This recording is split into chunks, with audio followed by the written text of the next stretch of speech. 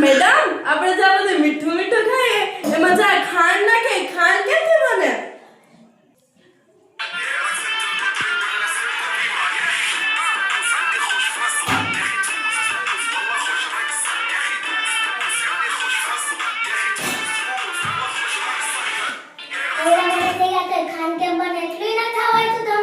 Madam તમે જ કહી દો કે ખાંડ કેમથી બને, આ તો મારી લપ જ કરશે.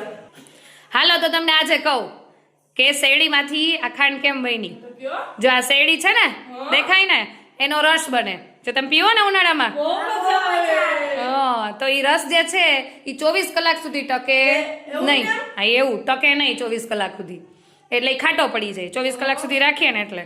તો એ જે મીઠાશ એની અંદરની જે છે એ મીઠાશને જાળવવા માટે આજથી 400 ને 500 વર્ષ પહેલા શું કર્યું આપણા ભારતીયોએ કે એને એકદમ જ ગાયડું એકદમ જ બોઇલ કર્યું, એટલે કે ખૂબ જ ઉકાળ્યું. બરાબર, એ ઉકાળ્યું ને એટલે એમાંથી પાણી દૂર થઈ ગયું, એટલે શું બને?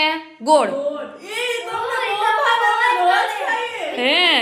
ગોળ રોટલી હે ને, શાક ના ભાવે ત્યાં ગોળ રોટલી ખાવાની. હા, પછી હવે ગોળમાંથી ખાંડ કેમ બને એ શીખવાડું.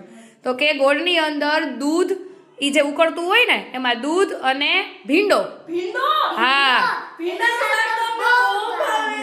ઈ ભીંડો છે ને એ એટલા માટે નાખતા કે જેની એની અંદરથી જે અશુદ્ધિ હોય ને, જે ખરાબ, એ કાઢી નાખે એમાંથી, એટલે ઈ ભીંડો નાખવામાં આવતો. દૂધ અને ભીંડો નાખી અને પછી આવું સ્ફટિક સ્વરૂપ, એટલે કે આવું ખાંડનું જે સ્ફટિક સ્વરૂપ છે ને એક તૈયાર કરતા. હા એવું.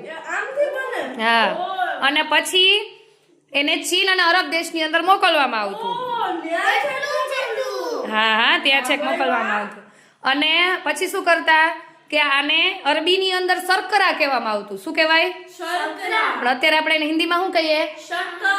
અને ઇંગ્લિશમાં શું કહીએ? સુગર. હા, વેરી ગુડ. La